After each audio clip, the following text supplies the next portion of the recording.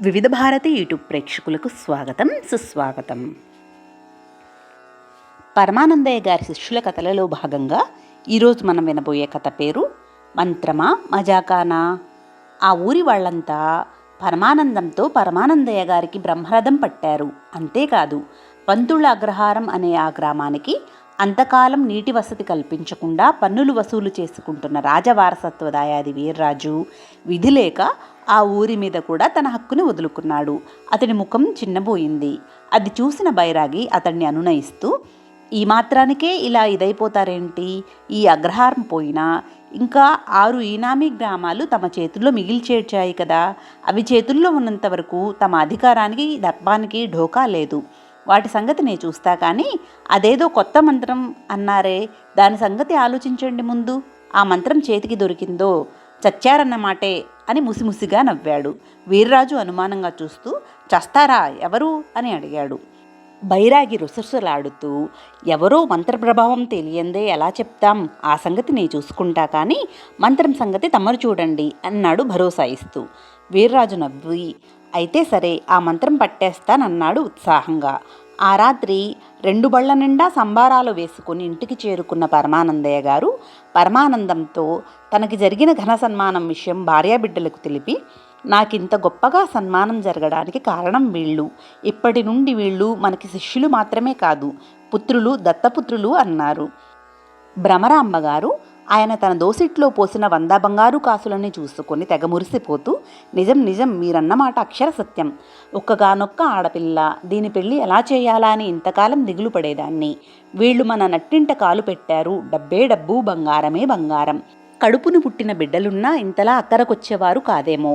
వీళ్ళు అంతకంటే ఎక్కువే చేశారు అని శిష్యులను మెచ్చుకొని, ఒరే నాయనలారా, రేపు ఇంటి ముందు ఓ పాత్ర తవ్వండి, ధాన్యం అందులో నిల్వ చేసి పెళ్ళప్పుడు బయటికి తీద్దాం అని చెప్పారు ఆప్యాయంగా. పరమానందయ్య గారు కల్పించుకుని, ఒరే, రేపు తిథి వార నక్షత్రాలు బాగా లేవు, ఆ పాతరేదో ఎల్లుండి తవ్వండి, రేపు నేను రాజా నరేంద్ర వద్దకి వెళ్లాల్సిన పని కూడా ఉంది అని చెప్పారు.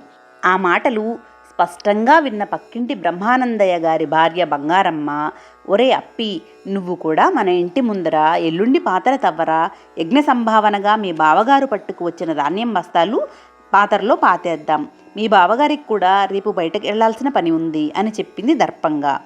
ఆ ఇద్దరు ఇల్లాళ్ల మాటలు వింటూ మగభూతం ఆడభూతం ఎగురుకుంటూ మధ్య గోడ మీద బైఠాయించాయి.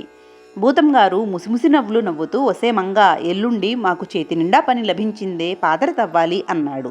మంగ చురచురా చూసి, మాకు పనుంది, మేము పాతర తవ్వాలి ఇటేపు అంది పొగరుగా. భూతలరాజు గుడ్లు మిటకరించి, ఏంటే నాతో పోటీనా, సరే చూద్దాం అన్నాడు. మంగ వికవికా నవ్వి, అలాగే చూద్దాం అంది. ఆనాటి అర్ధరాత్రి వేళ మరోసారి పరమానందయ్య గారి ఇంటి ఆవరణలోకి రహస్యంగా అడుగుపెట్టాడు వీర్రాజు. ఇంటి బయట వసారా కింద అరుగు మీద ఒకరి పక్కనే ఒకరు నిద్రపోతున్న 7 శిష్యుల ఆకారాలు లీలగా కనిపించాయి.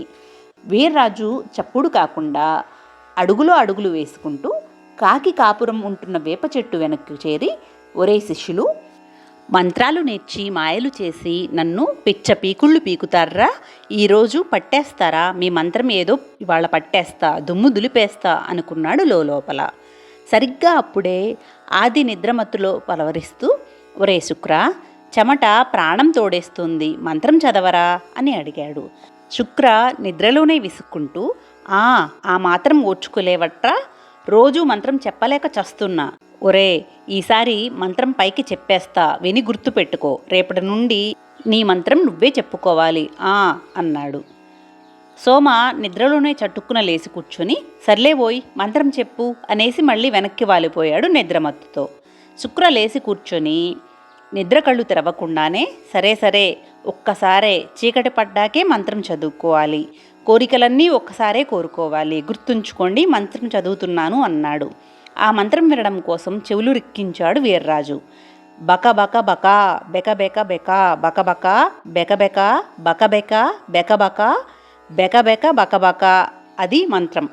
మంత్రం పూర్తి కాకుండానే తళుక్కున మెరుపు మెరిసినట్లు 3 అడుగులున్న మరగుజ్జుగాడు ప్రత్యక్షమై, దేవరా, ఏమి ఆజ్ఞ అన్నాడు. శుక్ర చిటికలు వేస్తూ ఆవలిస్తూ, ఒరే బకబక, మా ఆదిగాడికి చెమటంట, కాస్త విసురు. సోమగాడికి వీపు దురద పెడుతోందంట, కాస్తంత సుతారంగా గోకు అని చెప్పాడు. మరగుజ్జు బకబక వికవికా నవ్వి, చిత్తం దేవరా అన్నాడు. మరుక్షణం వాడి కుడి చేతిలో ప్రత్యక్షమైన విసనకర్ర ఆది చెమట తీరేలా విసరడం మొదలుపెట్టింది. అప్పుడే వాడి ఎడమ చేతి చిటికిన వేలు గోరు పొడుగ్గా పెరిగి సోమ వీపు మీద సున్నితంగా గోకసాగింది. వాళ్ళ అనుభూతుల్ని ఊహించుకుంటున్న వీర్రాజు తన ఉనికిని మర్చిపోయి, ఆహా ఏమి సుఖం, ఏమి వైభోగం, మంత్రమా మజాకానా అనేశాడు ఆనందం పట్టలేక బిగ్గరగా. శుక్ర చిరాకుతో, ఒరే బకబక, ఆ కోత కూసిన అడ్డగాడిద మూతి పగిలేలా ఫెడీమని ఒక్క తాపు తన్నరా అన్నాడు. అంతే.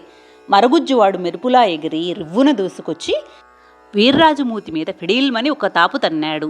ఆ తాపుకి ఒక్క ఎగురు ఎగిరి గాలికి లేచిన గడ్డిపరకలాగా ఎగిరెళ్ళి వీధిలో పడ్డాడు వీర్రాజు. అంతలో 7 శిష్యులు నిద్రమత్తులో తూలుతూ ఇంట్లో నుంచి బయటకొచ్చారు. నిద్రలో నడిచే అలవాటుతో నడుస్తూ మిగిలిన కథను తర్వాయి భాగంలో కొనసాగిద్దాం. సర్వే జనా సుఖినో భవంతు, లోకా సమస్తా సుఖినో భవంతు. ఓం శాంతి శాంతి శాంతి.